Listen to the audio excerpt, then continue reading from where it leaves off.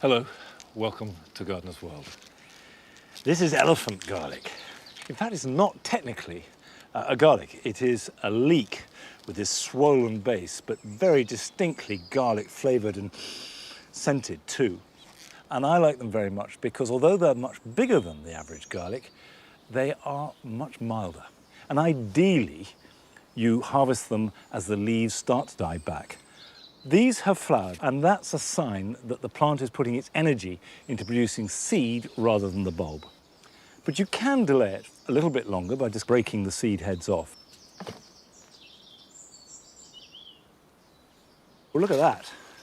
I've never seen one like that before. It's almost certainly because I planted the clove upside down with the pointy side facing down into the soil, and it's worked its way up and round, but it'll taste just as good.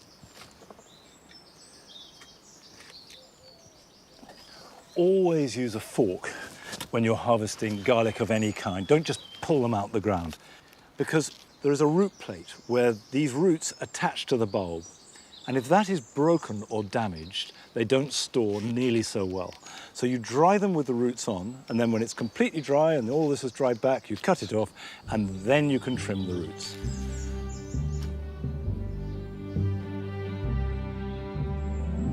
On today's programme, we join Adam in his garden with innovative ways to save water.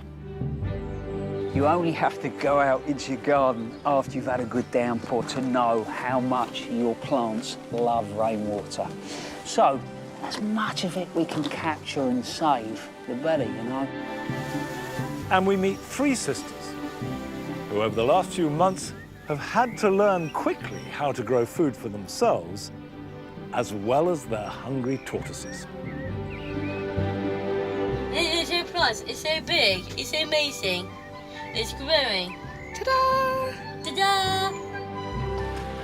And I shall be doing a very specific kind of rose pruning, as well as planting some gherkins.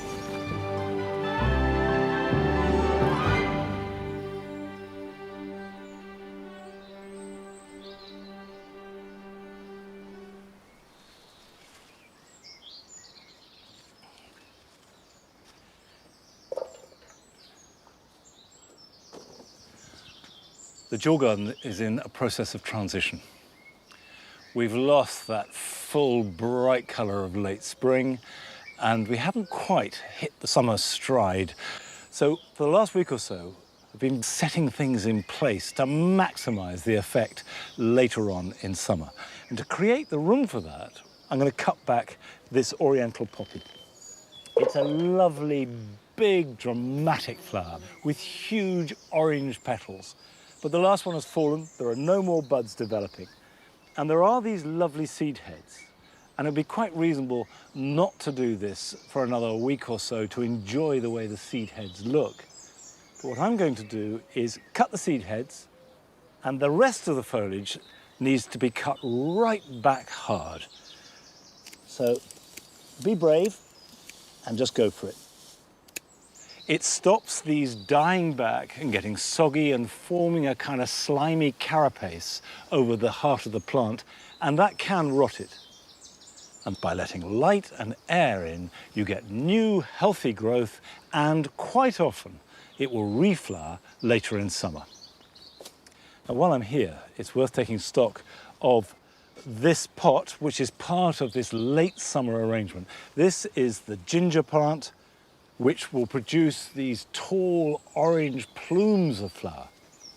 And I've underplanted it with some French marigolds and an orange form of million bells, which is just starting to trail over the sides.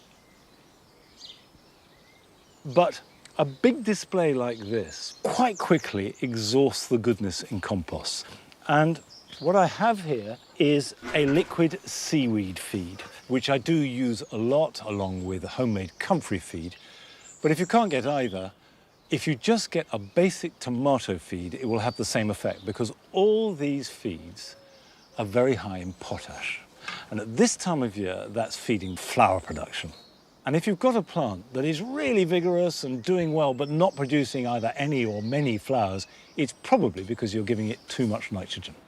That's a feed that you want to give earlier in the year, in spring, to encourage the plant to grow.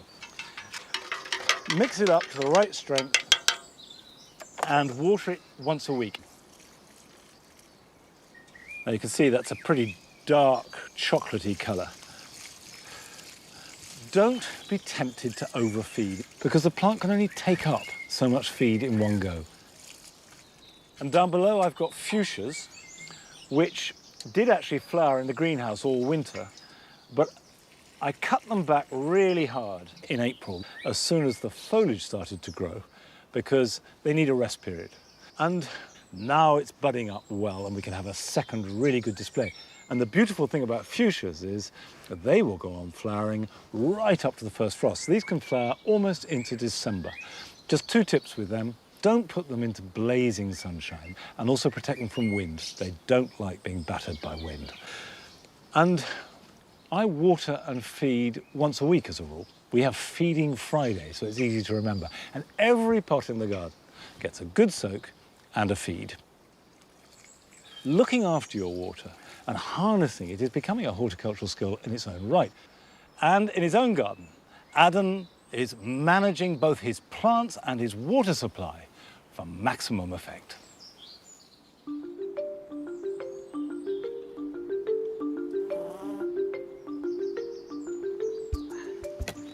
Yes, it is me. I desperately need a haircut.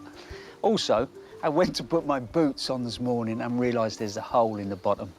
And look, the weather has broken, so we've had some rain. Kids are already moaning, but myself and the plants are over the moon. If you remember, when I first moved in, this was the first area that I ever got stuck into. And I've been editing it, playing with it, but I've got something else that I want to do here today. But that is for later on. I've got plenty to get on before, so we best crack on. This year, when it comes to the rain, it's been a case of feast or famine. And that can be pretty challenging for us gardeners. And as tempting as it is to turn to the hose pipe, we should remember that we can use up to 1,000 litres in 1 hour. That's the equivalent of running about 13 baths. That's not just expensive, but a real waste. Instead, we all need to be making the most of our rain. I've got a few ideas as to how we capture that precious rain when it does arrive, but also how we help our plants through the dry periods. Making the most of the rainfall isn't just about saving what comes out the sky. It's also about making the most of the moisture we already have in the ground. So think about the predominant weather conditions in your region, as it varies hugely up and down the country. Are you wet and wild, or mostly dry and sunny? We live on the east of the country, and in general it's very dry. So I tend to pick plants very much with that in mind. And then once you've got your head around your region, it's then the detail of your garden. And what I mean by that, even in the smallest space, you will get dry areas, damper areas, areas that really hold the heat, others that stay cool during the day. And once you start to understand that, it helps you manage your garden through the season. I brought you here just to show you, look, it really rained last night, and this part of the garden's still very dry. That is caused by something called rain shadows. So even after we've had rain, the tree above is sheltering this space and the water's not getting in. Look at the lovage in behind me. It's really not happy. Means I'm going to put a bit of mulch on here and help it through the season. I don't normally mulch this time of year, but if you do see a plant suffering like this lovage, give the roots a thorough soaking and apply a thick mulch of well-rotted organic matter around the base. This will help conserve the moisture and give the plant the nutrients it needs.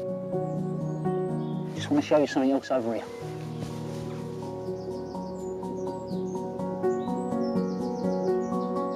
The more you get used to your own plants, this might sound a bit mad, but I think they talk to you. I think they tell you, if they're getting themselves a little distressed. This Deschampsia is as dry as straw, and you don't have to look too far for the reason. It sits just under the canopy of this tree and it's not getting enough moisture. Interestingly, if you look down there, only about 1.5 meters away, and those are fine. But what's wonderful about your herbaceous perennials and your grasses, you can be quite harsh with them. So what I'm going to do with this, I'm just going to cut it back.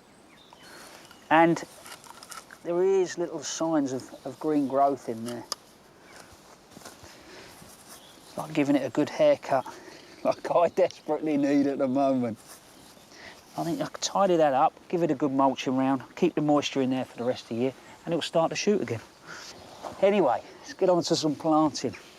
I'm going to go slightly bigger than I would normally, and I mean wider, not necessarily deeper.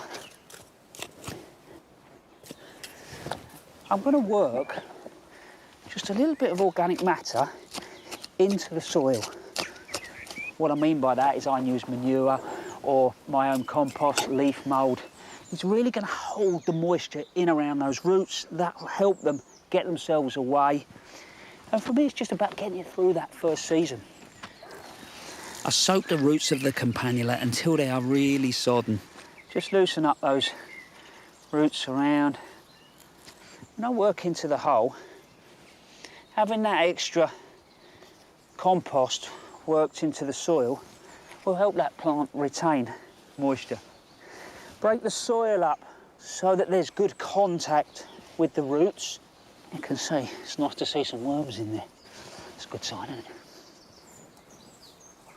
When we do water this in, I'm going to try not to use the hose pipe too much. I think we can all be very quick to get the water out, and a lot of plants, they'll adjust, you know. If you just keep piling water on top all the time, what happens is the roots sit close to the surface and, you know, and they're thirsty constantly.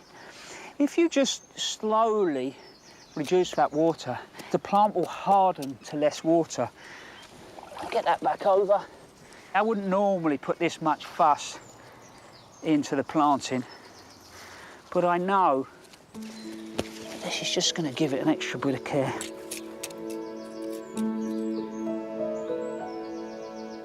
With climate change resulting in swings of temperature and rainfall, it's a good idea to keep that in your mind when you're choosing your plants.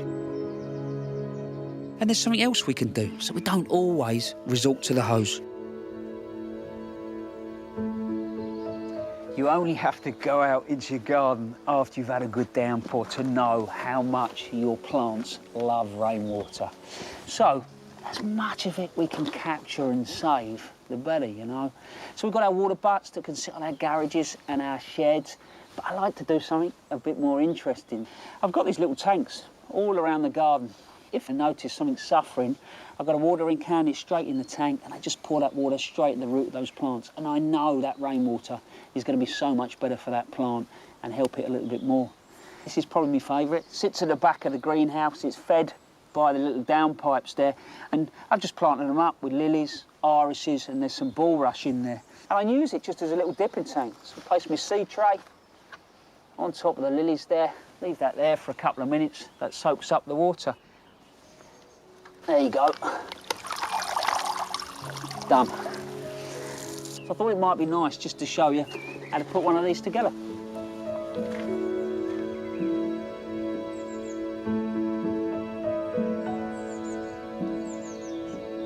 Another steel tank. Don't laugh, I do love a steel tank, but Mrs. Frost calls me steptoe, all right, because I have a tendency to pick these things up on my travels and say, do you know what, it'll come in handy one day, and they always do.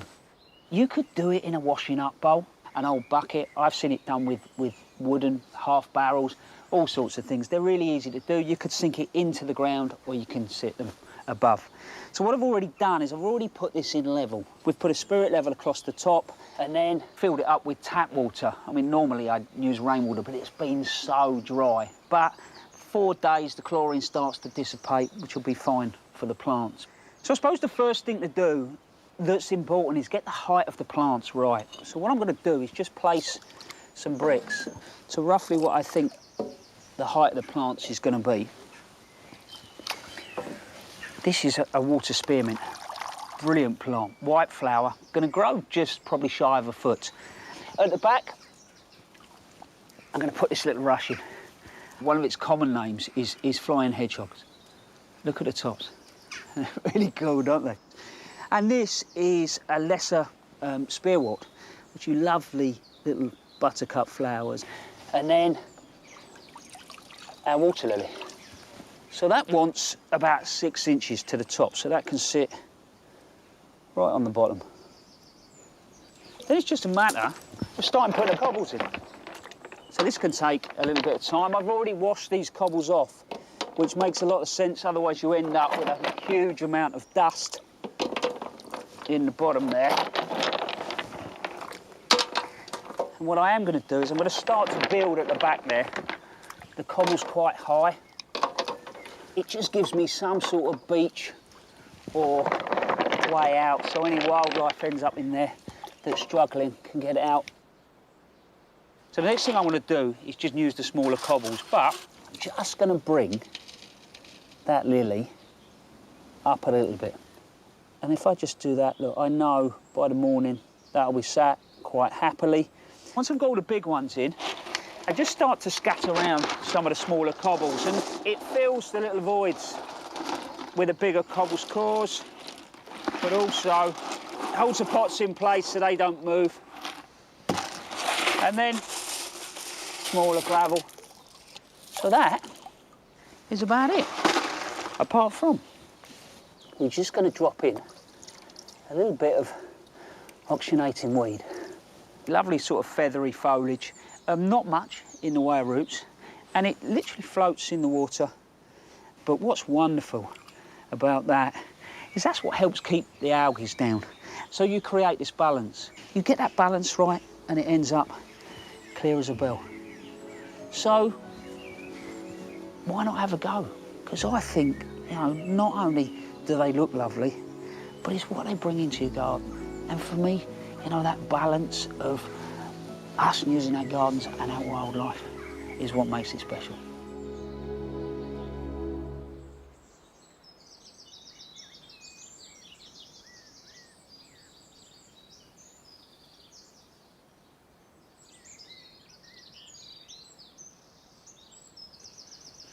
Of course, the big difference between Adam's garden and this one is that drought and being too dry is the predominant issue, whereas here we tend to be too wet. Although the difference between the winter soaking we get, the sodden winters, and the much drier summers is becoming more and more marked with climate change.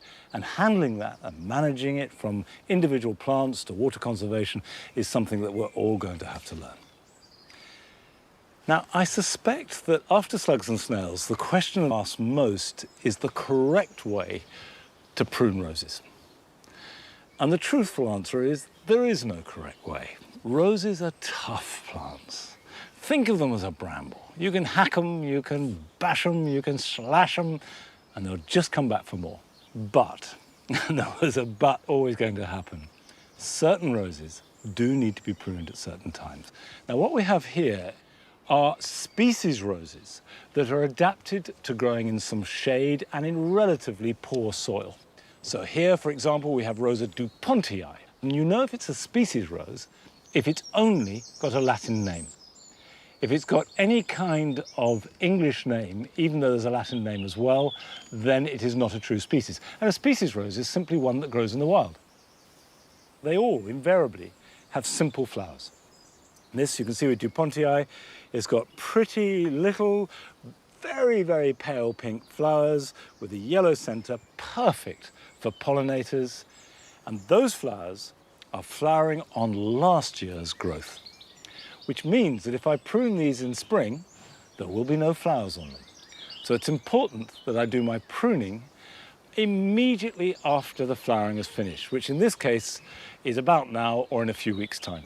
And when you prune them, go right down to the base. And that will let light and air into the center of the shrub, and that will stimulate new growth, which will start in a week or two, grow for the rest of this summer, and may well bear flowers next year. And as well as having what I think are really charming, beautiful flowers, many of them go on to develop into dramatic rose hips. And the hips are truly decorative in autumn. So you don't want to cut off where the flowers have been unless you mind going without the hips. But species roses are meant to look wild, so don't try and constrain and train them. Now, we had a film from a viewer just outside Peterborough showing an ingenious way of planting up house leeks. Hello, my name is Elizabeth Burrows, and I'm actually aged 93. And if somebody asked me what was my favourite thing, I would have to say gardening. I used to pick these old bricks up off the shore, but we used to pick up round-edged ones that had been rolled over by the waves like this. Very beautiful, I must say. I have a handful of pebbly soil that I am, get out, going to plant. I'll take this little chap because he's off to the side. Not injuring you, are little roots all coming up. Oh, look, a very good root. Aren't they lovely? Dear little babies. Look at you. Yum, yum, they say. Drinkies for us. If anyone asked me if I would like to live my life again, there are a lot of things I would like to change. But the one thing I would not change is the way I live at the moment, which is I'm so happy. I live with people I love dearly and very nice dogs, which is very important. And I do a lot of gardening, and nobody tells me off. I get away with murder.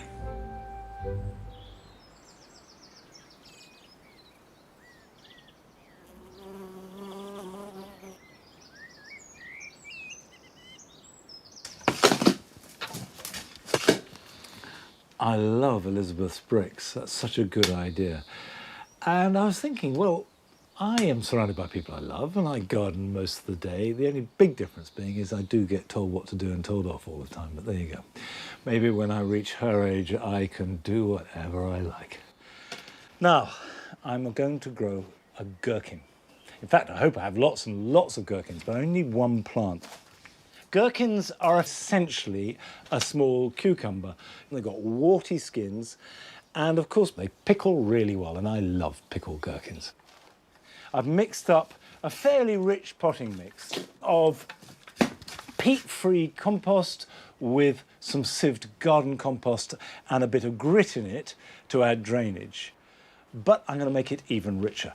I'm going to grow them in a pot. I've had this for about 20 years. And I've been reusing it all the time, and I think it's good for another 20 years. And as I've said countless times now, the best way to cut down on your plastic use is to use your plastic. It's got drainage holes that I've drilled into the bottom and also drainage holes in the side. But I'm not going to put the compost straight in because I'm going to put a layer of neat garden compost at the bottom. And that will have two functions. Obviously, it will enrich the roots when they reach it, but also, more pertinently for the gherkins, it will act as a sponge. It'll hold moisture because gherkins, like cucumbers, like lots and lots of water. And then fill up with this, and I won't try and mix it in.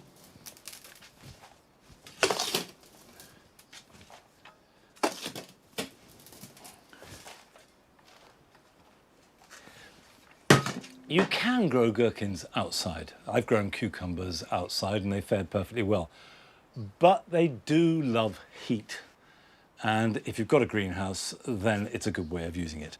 Now, a big pot like this will take one plant. This is a variety called Partner. And you can see that there's a little flower with a small gherkin already forming. But the plant is looking a little bit anemic because it's run out of goodness from this small pot. High time that it was planted up. Simply push that in there like that. But this will grow 6 foot tall or even more. These are vigorous plants. So I will support it. But if you put in canes like that, of this sort of dimension, tie them at the top, train the gherkin up, and it'll have tendrils that will attach to it with these little fruits hanging down. Pick them regularly. There's a swallow, as I'm talking to you, there's a swallow trying to come in because there's a swallow's nest in the tool shed. And the poor parent keeps coming to the door and hovering, and it wants to come in, but it can see me and it doesn't know what to do. Right. I'm going to put this pot into the greenhouse, And don't forget to keep them well watered. The more water, the better, really. And I expect to be harvesting the first of the little fruits in about 2 to 3 weeks' time. But these are tender plants, so the first frost will kill them. Now, the first frost here at Longmeadow can happen any time in October and go on happening well into May. But down in Bognor Regis, in the garden of Christine Mitchell, you have a much milder climate. We visited her garden last year, but it's worth having another look because although it's small, it has a very different range of conditions out of which she has created something beautiful from scratch.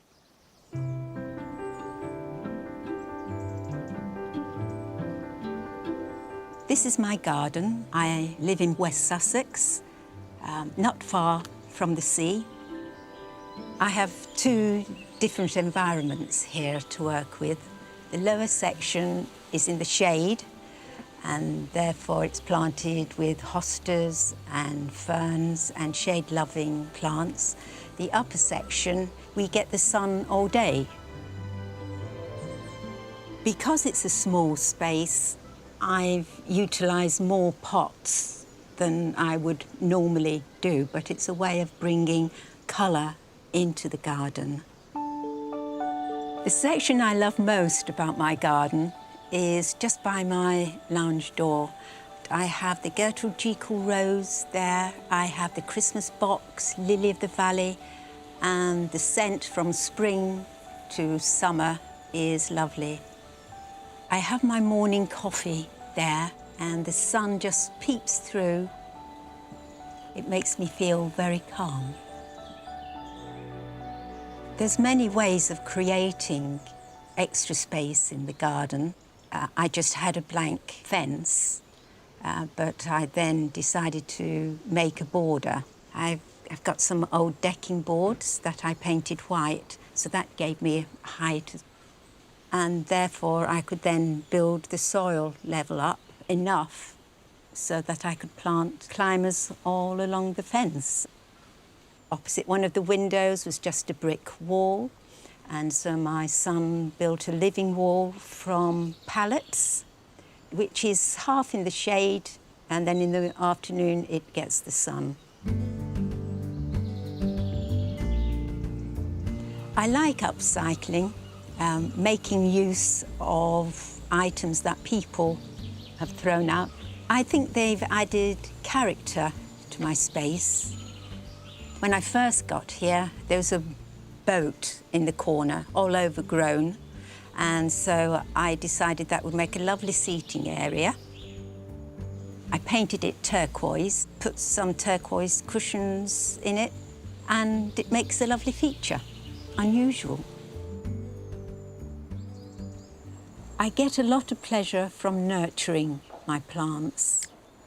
If I go to a garden centre, it's the reduced section, and I've got 2 cannas, which I picked up for 50p last year, and now they're 6 foot tall. As things have progressed, it seems to have got more exotic, and my grandson now calls it the jungle.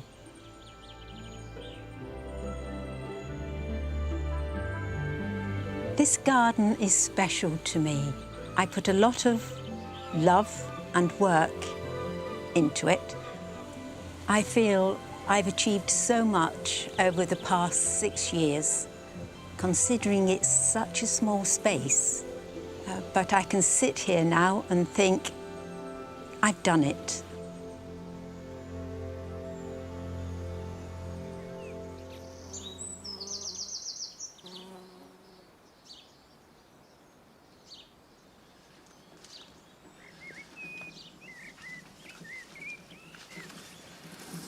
I do know exactly what Christine means. There's sometimes I walk around this garden and I think, God, we made this. But actually, as soon as I think it's gone, because a garden never finishes. It's changing and evolving all the time, and not always as you had planned or wanted it to. And not just on a big scale, but also from day to day and season to season. So here in the writing garden, for example, about 3 weeks ago, it was almost perfect. You had the froth of the cow parsley, you had that lovely allium Everest. There was just a general white, frothy flow running through it, which was exactly as I'd planned the garden. But of course, that's over. And so I've cut it back hard, and now the challenge is to recreate that feeling with a whole different set of plants. Now, I'm starting with annuals that I've grown from seed. And this is Nicotiana sylvestris. It's one of my favorites. I've always grown it, and those of you who have grown it too will know that it is a majestic plant. You can buy bedding tobacco plants, and they tend to come in a range of colours with sort of pale pinks, yellows, but they tend not to grow much more than about 2 or 3 foot tall. Nicotiana sylvestris is a different kettle of fish altogether. This will go 5 or 6 feet tall and has the most fantastic white tubular flowers that hang down on top of the large stem, and the foliage is big and actually very sticky too, and the foliage is fragrant as well as the flowers. And during the daytime, they soak up the sun, the oils heat up, and then as the weather cools in the evening, they give off this very musty, rich tobacco scent. And that is designed to attract nighttime pollinators, obviously dominated by moths. So walking through this garden at 8 or 9 o'clock at night, you just enter a whole sea of rich scent. Because these become quite large plants, you don't want to plant them too close together. So I would say a couple of feet between each. And they do very well threaded through a border. They like full sunshine, but I've often grown them in partial shade. You know, as long as they get sun for half the day, they will perform. I will thread these through the whole of the writing garden. But it's time to look at one of your gardens, and I always like to see gardens from all over the world. And this time we have one from Holland. But it doesn't matter where the garden is, we all share the same problems. Hello and welcome to the world of my garden. My name is Tineke and I'm in my apartment in the city centre of Amsterdam where I live. But I'm so lucky as to have an allotment garden on the outskirts of the city. Last year I tried dahlias there. I like dahlias very much, but the snails liked them too and ate them all. So this year I've tried it differently and planted the tubers in pots on the gallery of my apartment, where they are safe from snails. As you can see, they've grown quite a bit and they are ready to be planted out in the garden. So let's go!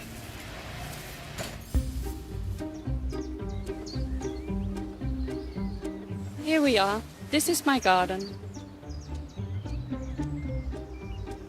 Because I don't want to lose my dahlias again this year, I've decided to build an obstacle course.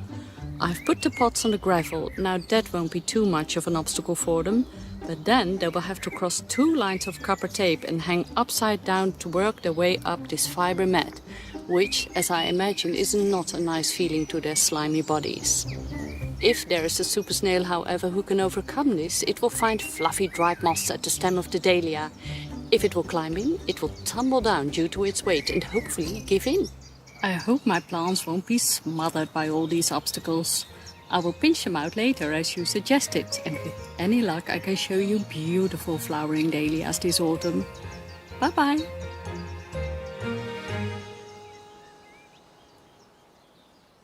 Come on, there's a good girl.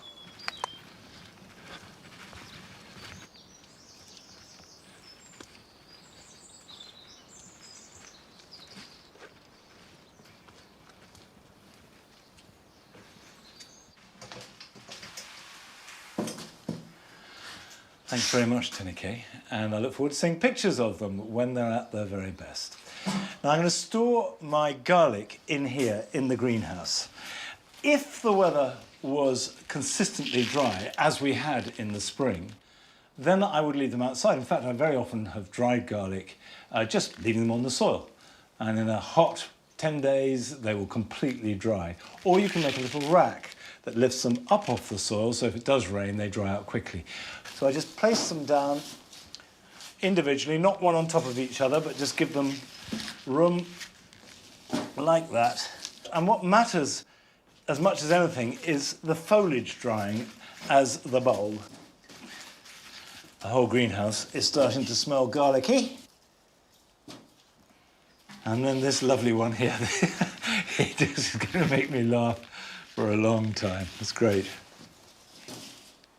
Always harvesting and drying garlic is a real measure of midsummer, that the year is half the way through.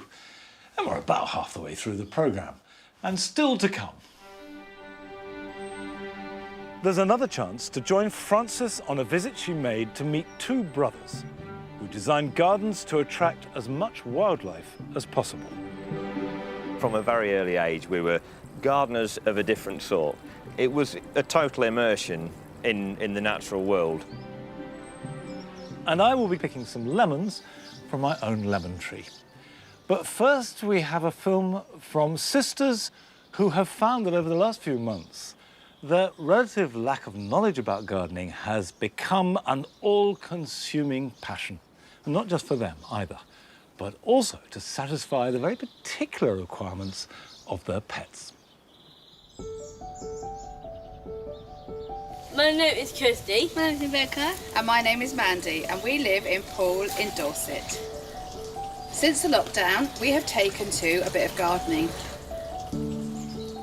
I love gardening. It's my favourite kind of thing, my hobby. Lovely, love flowers. And now, it's going money. On your bike. Gardening is new for us. Kirsty and Rebecca are usually out at pottery, craft classes, or practicing their beloved Elvis and Michael Jackson impersonations. But in March, we were suddenly at home with time on our hands and worried about how to get our pet tortoises enough fresh lettuce. We decided to begin with just to paint up some old terracotta pots. We put them in the garden, and we also posted them online just to show people what we were doing. We were overwhelmed by the response, so we cleaned out the greenhouse and we found some old seeds and some old compost and planted some stuff up. Wavy, wavy. Becky has been an able assistant in between practicing her dance routines. Does that mean walk? Yeah. But Kirsty has definitely been bitten by the gardening bug. It's so plus, it's so big, it's so amazing. It's growing.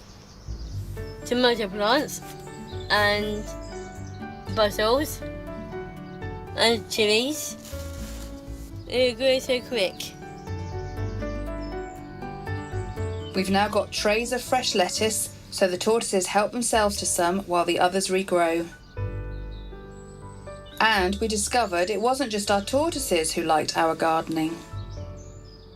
Everybody started to really enjoy our little videos. So we realised that not only were they cheering us up, but we were cheering up all those other people that were also logged in and following us on social media. And having watched Monty plant out his runner beans, we knew exactly what to do with ours. What are you doing? And the planting runner beans for Glen's wheels. Perfect. Okay. This is runner bean. And you're gonna grow in that soil. And dig a hole first. Well, hold in runner bean. Cover it in soil, keep it warm. And like that.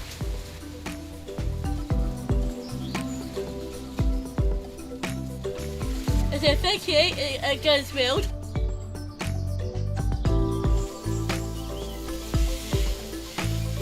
We've been planting everything out since the lettuces and beans, with Kirsty's watchful eye. The sunflowers have needed staking, and hot sunshine has meant lots of watering for thirsty plants. That's brilliant. Thanks. But thanks to Monty, Kirsty knows not everything needs a daily soaking. I can't water it How do you know that? because my John told me I can't water it and I just let it dry. I got more chilies, dangling bits.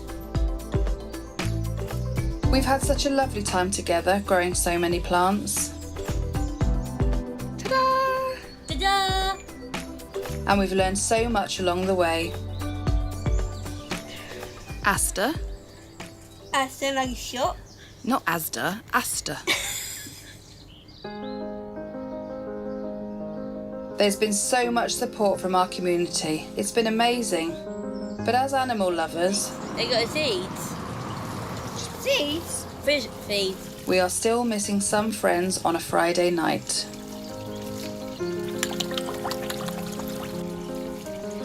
So finally, we just wanted to say to Nigel in the sky, say hello to all our dogs that have flown up there on high. We will miss you on the TV. The world will miss you too.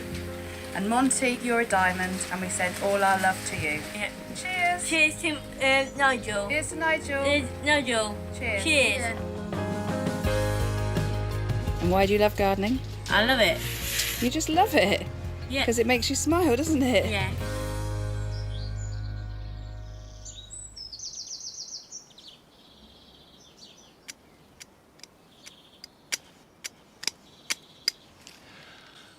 Thank you for your lovely poem, Kirsty and Rebecca. I thought your garden looked terrific, and I was very moved by your reference to Nigel, who, of course, I'm still missing like mad.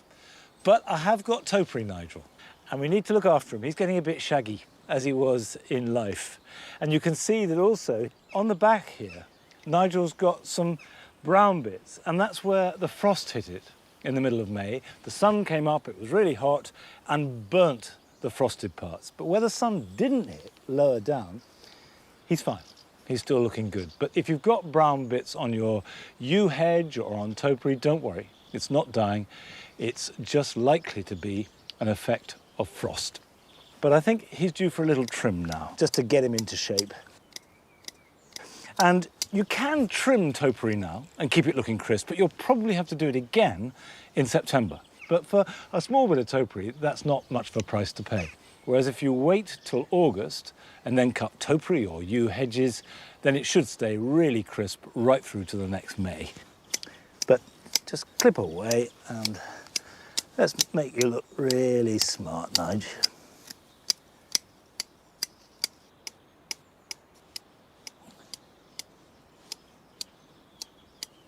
I have to say I'm getting so much pleasure from all the films that you're sending in.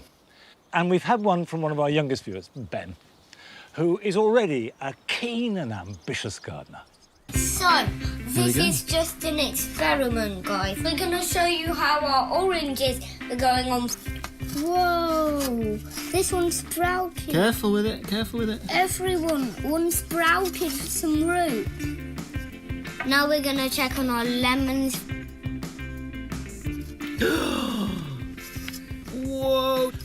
Whoa. Really, really delicate roots, but they are massive. Yes, these are more impressive than the oranges for babies. That's brilliant. Right, what we got here then? We're planting these lemons and oranges. We're going to fill it with compost almost to the top. If you're following all my instructions at home and you're actually doing what I'm doing and planting all the things that I'm planting, I say carry on, let your dreams come true.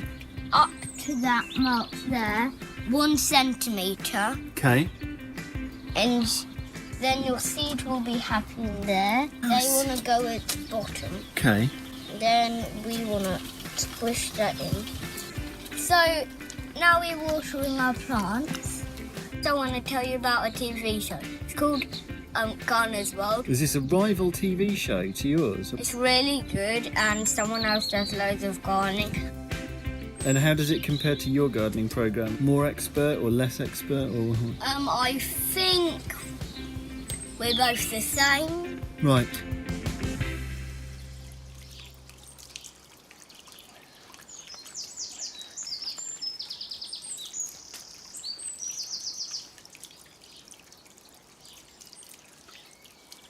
Ben, I like your television programme.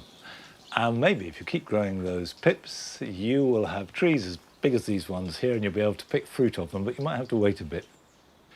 They've grown well this winter. We didn't put the big lemons indoors at all. We just put them under cover here in the Paradise Garden because they were too heavy and big to put in the greenhouse, and they've come through winter absolutely fine. But the thing about lemons is that they are relatively easy to grow. Of all the citrus, they are definitely the hardiest and the strongest growing. If you've never tried growing any kind of citrus before, start on a lemon. And it is necessary to harvest the lemons in order to keep the plants healthy. Now, Patty, you're probably going to have to get out of there if I'm going to put the lemons in. So don't go back to sleep. Go on, you jump out. How'd you go? There's a good, whoops, there you go. There's a good girl. Off you go. It's quite tricky knowing when a lemon is ready to harvest. Now, obviously, when the fruit is completely ripe, it falls to the ground, but that's gone too far. And the Italians always say you should never pluck a lemon, you should always cut it because it can damage the plant. So if I take this one here and I just cut that like that, fruit makes huge demands on the parent tree. And if it's young and growing, then you want to limit the amount of ripe fruit on it, even though they look lovely. On a bigger tree like this, which looks fabulous, bedecked with all its jewel-like lemon fruit, well, we can leave quite a lot of them, but not too many. But a smaller one, it is important to harvest them as soon as they're ripe. So this one here, for example, it looks ripe, it feels nice, so I'm just going to snip that off like that. Yeah, it's got a good fragrance, and what's left behind is one there that is clearly not ripe. It's still pale and quite green.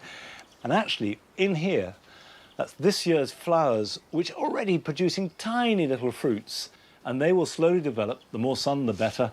And they will be ready for harvesting in this garden, maybe late autumn or even next spring. Lemons can produce fruit all the year round, but it's a good idea to let them be dormant in winter. And they like to be in fairly moist, humid air. A lot of people bring their lemons indoors in October or November, and they look fabulous until about Christmas time, covered in fruit and smelling wonderful. And then the inevitable happens. The leaves turn yellow and they even drop off, and it looks as though the plant is dying. In fact, it's too dry. So try not to keep lemons in a centrally heated house if you possibly can over winter. A porch is ideal, or a cold greenhouse if you've got it. Now, last year, Francis went to visit a garden designed by the brothers Jim and Joel Ashton. And it's not just beautiful as a garden, it's also superb for wildlife.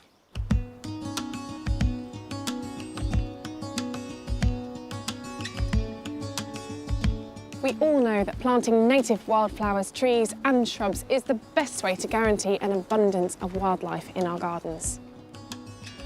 But the good news is, if formal design is more your thing, you don't necessarily have to compromise.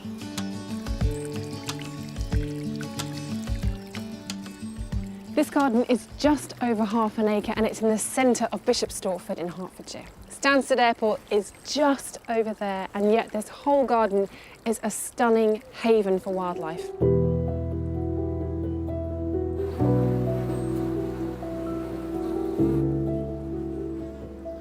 So how did all this begin?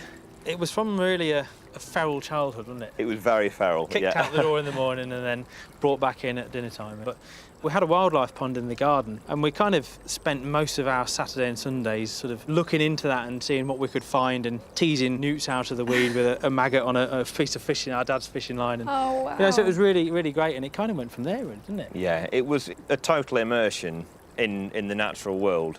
Our mother's side, they were all keen gardeners. That was naturally going to rub off, but it was always, she'd say, why are you messing about with nettles and thistles? You know, so from a very early age, we were gardeners of a different sort, you know, and thinking, how do we encourage wildlife through our gardening? So that it started in a really nice way, you know, and then progressed into something, you know, that we do now, which is quite lovely.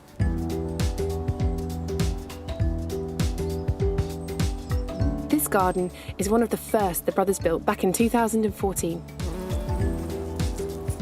Homeowners Nigel and Jill Kirby wanted to create a host of different wildlife habitats, along with more formal and herbaceous areas. They were made possible and overlap, thanks to some very clever design. It's about thinking outside the box and thinking, not just to use the flat spaces, but the vertical spaces as well. So, for example, behind us, we've got this lovely oak trellis screening, which doubles up not only as a focal point with that log wall in the middle, that in turn is a little habitat for creepy crawlies, but as well the double lattice screening that we've put either side of it.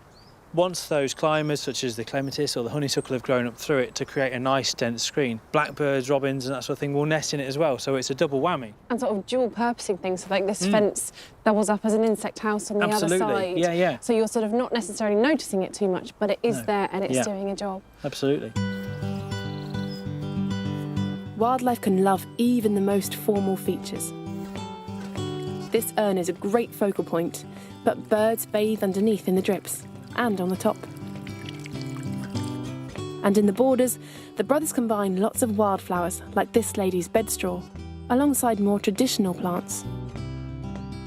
It really will create a fantastic variety of colours and a long flowering period, of course, which is the key thing. And the things that are popular. Nowadays people love having digitalis and nigella in amongst their flower borders as well, so it's really come into fashion to use those plants too. So it's not a compromise on the aesthetic, but it does a job as well. Amazing. Just look at that lavender, it's teeming with bees. Hundreds of bees, yeah. And how do you feel straight lines versus kind of curvy lines? Is there a preference in terms of wildlife? Is there a better way? It's purely on aesthetics, at the end of the day. If you've got a border that's 3 foot deep on a south-facing wall, the bees and the butterflies are going to love it just the same as if it's got some, kind of ebbs and flows. Wildlife doesn't care whether it's a straight line or curve. There we go, see the myth. You don't have to have a natural-looking garden to have a wildlife-friendly garden. Absolutely not, no. Unsurprisingly, the brothers are very keen on attracting butterflies and moths to their gardens. There's even a moth border here, filled with nectar-rich, strong-smelling plants in white and cream to help night-flying moths to find a good meal. But that's not all. Good food plants will bring butterflies and moths into your garden. But to keep the population growing, it's so important that you also provide them with places where they can lay their eggs. Some caterpillars have evolved to feed on specific plants, and others are less fussy, so the edges of the meadow are full of caterpillar favourites. So growing in the woodland border here, amidst the wildflowers for the nectar, we've got these shrubs, alder buckthorn and this buckthorn, and these are to attract the brimstone butterfly. And if you look closely, you can see there's just a larvae there, one of the caterpillars. Yeah, that's amazing. And that's going to turn into a butterfly quite soon. It's nearly ready to pupate. So again, you can see that they're pulling in. There's another one down here. It's pulling the butterflies in. That's going to keep them here and breed, so that's quite exciting. Incredible. So different species will bring in different species of butterfly? Yeah, exactly. Lots of caterpillar favourites are likely in our gardens already. Holly and ivy, for example, are used by the holly blue butterflies, and they also give homes to nesting birds. Even just longish grass brings in this meadow brown butterfly. Do you have favourite species of caterpillar or moth or butterfly? Yeah, I mean, to be honest, it's hard to come here and choose one because there's so many usually. Also in Mulane, we grow verbascums, which many people are familiar with. Yeah. And we've got some great Mulane on the chalk bank over there that seeds around every year. And there's some lovely Mulane larvae on that at the moment, some big caterpillars. So will they be moths or butterflies? They're moths, so that's, again, another species, that's always here every year, and that numbers are increasing because we're planting those. So it's really conservation in action. And how does that make you feel, having impacted so positively on the environment and created a beautiful garden at the same time? Pretty good. Yeah. It's wonderful. I don't blame you. It's really nice, yeah.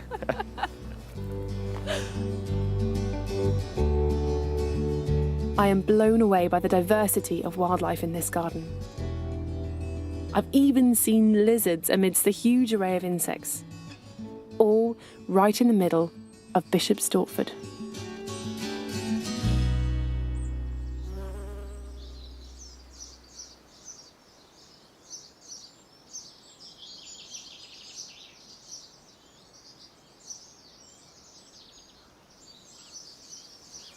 It is amazing the richness and diversity of wildlife that almost any garden can contain. And your garden can become a wildlife reserve wherever it is and however small it is. Just sitting here in this little patch of the herb garden with the daisies and the sage and the fennel, and it is positively humming and buzzing with insects.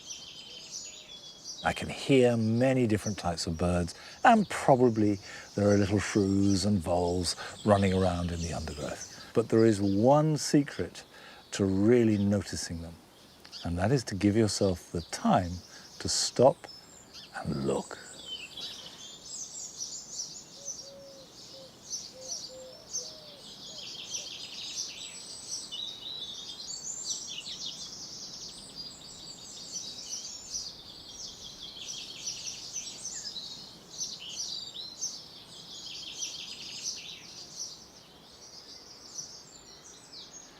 But as well as giving yourself time to stop and really look and notice what's going on in your garden, there are still jobs to be done.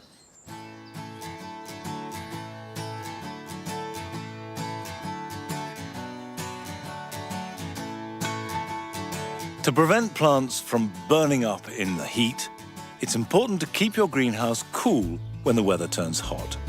So before you do anything else in the morning, remember to open all the doors and windows possible to allow cool air to flow through.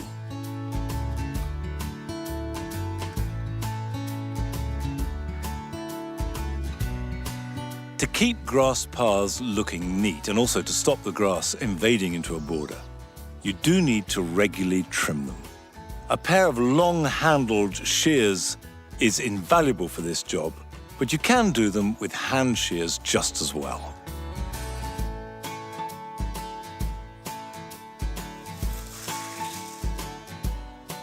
If you sow Florence fennel directly into the soil now, you can be harvesting them in September and October, but this is a job that you want to do this weekend. Sow them in rows, spreading the seed as thinly as possible.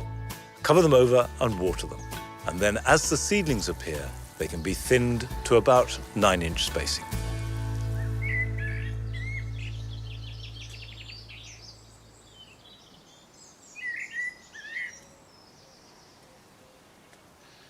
The last couple of years, the alchemilla has filled this path down the long walk. Now, it means that we can't use the path at all, but I think it looks fantastic. What happens is it's growing strongly, and then the rain comes and slightly flattens it, and it intermingles, and the whole thing becomes just this flowing alchemilla avenue. I think it's an absolute joy. And then, when the flowers start to brown and fade, it can be cut back hard right to the ground, just like I did the oriental poppy, and the alchemilla will regrow and may well reflower before autumn. It's one of those plants that hardly ever will let you down. It grows very well in dry shade, and it just looks perfect in this entirely green setting. I love it. But that, I'm afraid, is all we have time for today. I'll be back next Friday at 8 o'clock. So until then, bye-bye.